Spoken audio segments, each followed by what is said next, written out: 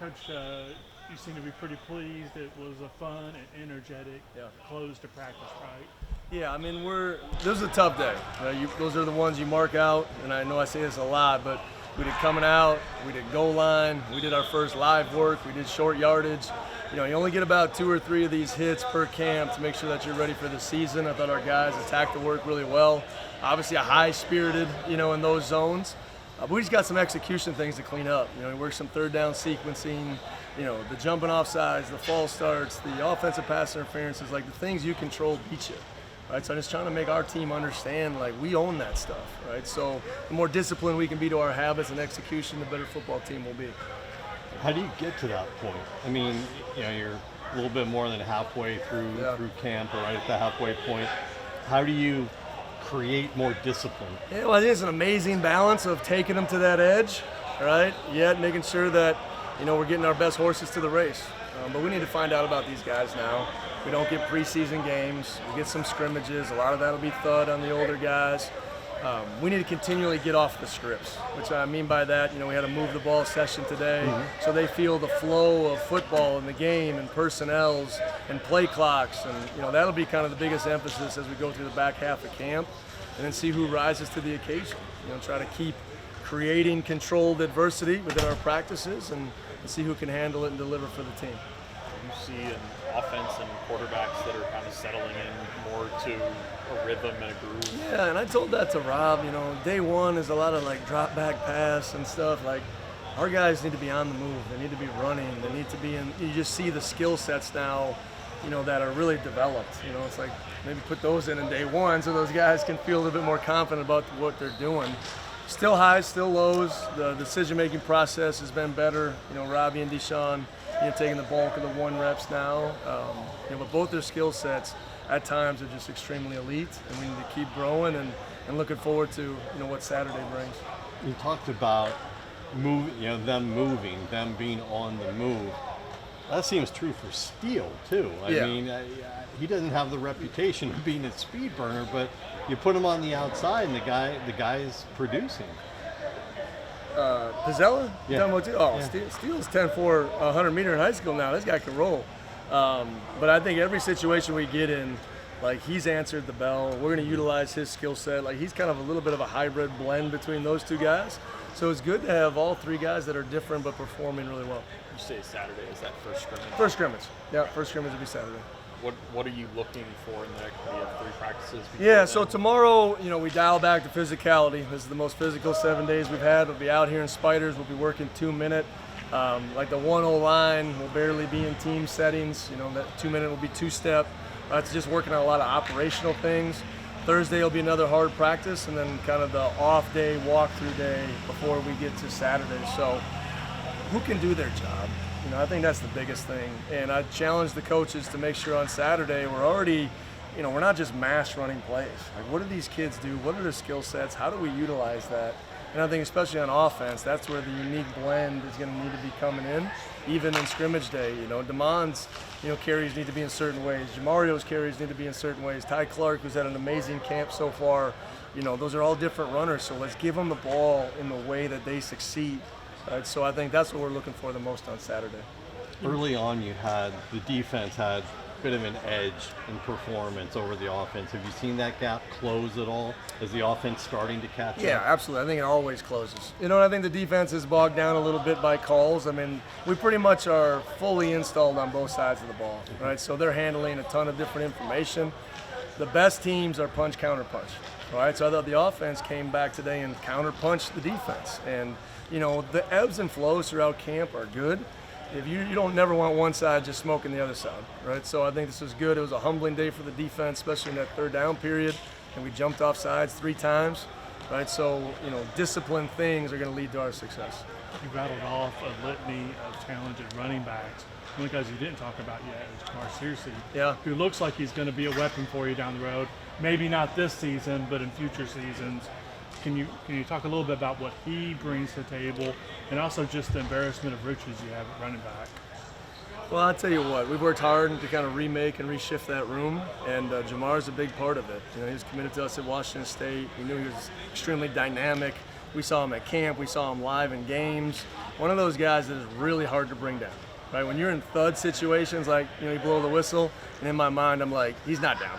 Right? So he's just kind of that little bowling ball of like spin moves and getting out, yet he's got the game-breaking speed. So, you know, never count these guys out. And I think that's what we do in camp with the 2-spot. We got young guys walkthroughs before practice, you know, so we get to these scrimmage moments like, can he have a role? Can he be a kick returner? Can he be a backup guy in different realms? So we'll see kind of where all that lands. Bruce Feldman released his freaks list yesterday, and Wake had one guy on there. Surprised you at all to see DeMond be on that list? No, I mean, this guy is a freak. And everything he does and the way he practices, I've just been really proud of just his development on and off the field. And I said it, you know, at media days, he's 21 years old, he had the best summer of his life, and you're seeing that stuff pay off out here, right? So it's a message to everyone.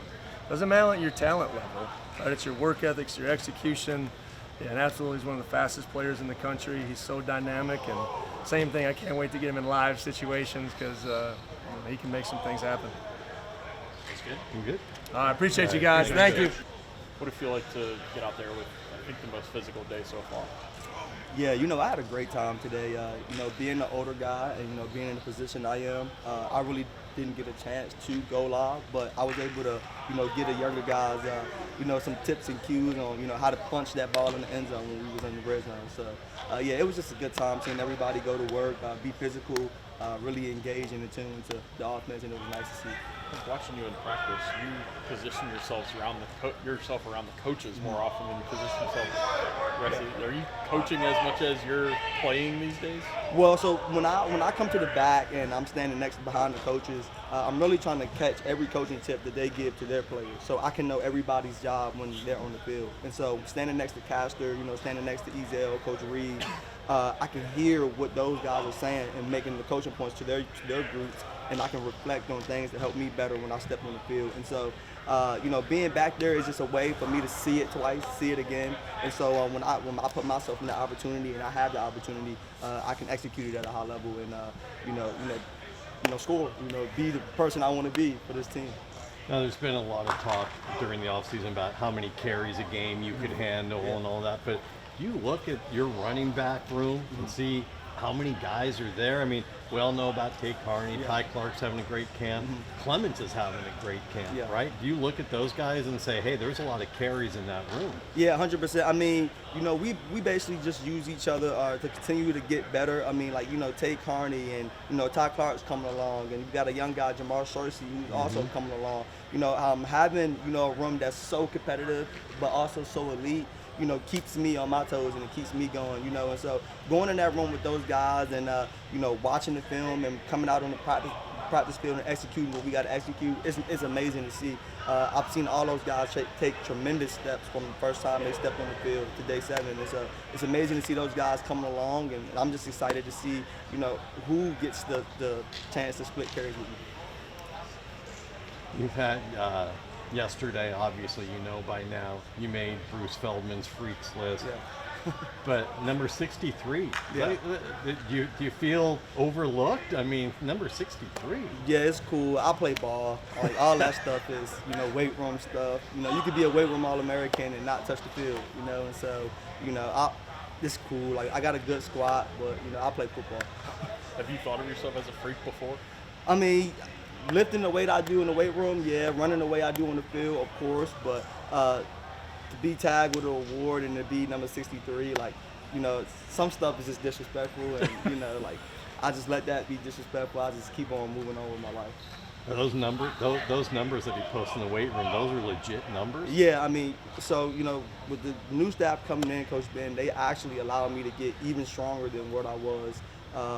With the previous staff, I also was able to cut down on some body fat, and those guys was a tremendous, you know, help to me doing that. And so I could throw up some weight when it comes to putting the bar on my back and squatting, but other than that, like, I'm not really a weight room All-American guy, but I do definitely love to lift and, you know, get in there and try to do what I can do to, I guess, make it on the freaks list or whatever. Does that help you get more prepared to carry a couple of linebackers on your back as you're trying to run to the goal line? Yeah, 100%. And then also preparing me for when those big boys fall on me, surviving, you know, surviving that, the impact of that also. So yeah, I mean those weight room numbers is cool, but now it's football season, and that's what my mind is definitely directed towards right now. For about the first week of camp, the defense looked much better than the offense. Yeah. Do you feel like the offense is starting to close that gap now? Yeah, I mean, every day when you turn on the tape, we got 10 guys doing something right and just maybe one not executing the job. And so, as an offense, we really need each other to, because, the D-line messes up. They got the backers to make up for their mistakes, and so we all been trying to come together collectively to execute, one play at a time, one drive at a time, and to put together stuff and to put together, a great offensive, drive. And so Coach Ezell has made that clear in film when we go in and we break down film that like, hey, we got 10 guys doing this right. If one executed, this is a touchdown. And so just having our coaches, show us that we're getting closer, we're getting better, gives us hope, and then having a defense like that is definitely making us better.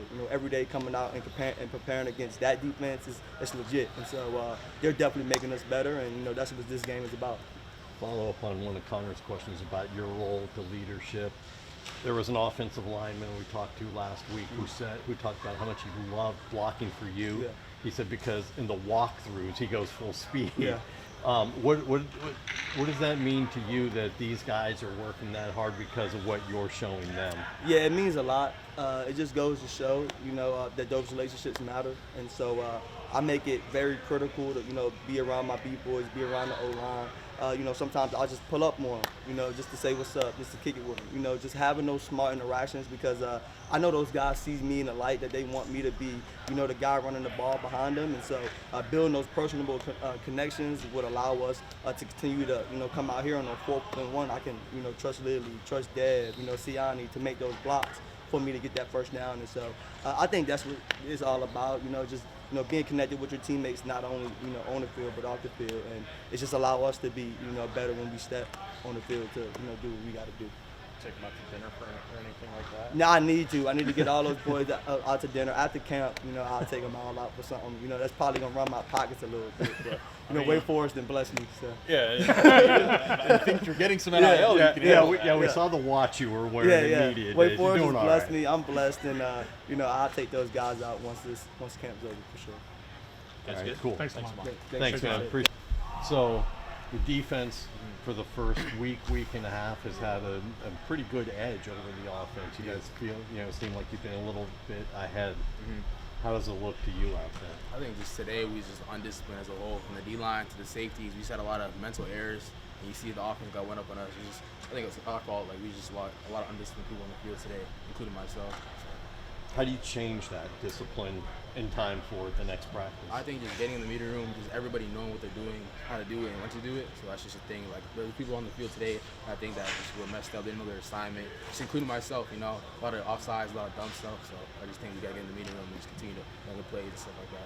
Did you have one jump in the third down period? I did. That was just on me, undisciplined, so I just gotta get back. I'm gonna get my ass shoot out in the meeting room today, but it is what it is. I'm gonna come back next practice and change it. Yeah. It's better to make those mistakes August 5th than exactly. it is September, October. Yeah, for sure. Coach talked about how, there's ebbs and flows within camp. You don't want the defense dominating the entirety of camp. You don't want the offense dominating. Do you feel like both sides are having their good days? Yeah, I think it's just iron sharpens iron. We have a great offense, a great defense. There's going to be days offense wins, there's going to be days defense wins. So I just continue to sharpen each other, continue to get better each and every day. So like trying to tackle Damon. Damon's a fast little guy, just like he can move. So it's just like trying to tackle a rabbit, He's just in there, he can move. So it's just kind of hard trying to tackle Damon in the box. Yeah, but that's why he's All-American, So. I've never heard that comp trying to tackle a rabbit. Yeah. It makes a lot of sense. Yeah. It'd be pretty difficult, you would think. Yeah. My dog tries to do it all the time. He can't do it. Exactly. You got a lot of veterans on that defense. What are you learning as you're out here? I'm just learning just every day is a process. There's going to be days where you're up, there's going to be days where you're down. You just got to keep yourself level-headed and continue to get better each and every day. That's the biggest thing I take from Nick and Q, Quincy, all the older guys. Just continue to keep a level head and get better every day. Is Nick one of the guys you look to as the leader of the defense? Every time Nick talks, it just fires me up. Gets my blood boiling. So I just every time Nick speaks, I feel like he just gets like a power from God. Every time he talks, it just powers me up every time. He just he knows what to say and when to say it. So yeah. Were you aware of the game that he had his freshman year when he had 3 interceptions? Nah, I was not aware of that. that's It was 2020, and he was a freshman walk-on. Yeah. And all of a sudden, he had 3 interceptions. Yeah, that's against great. Virginia Tech.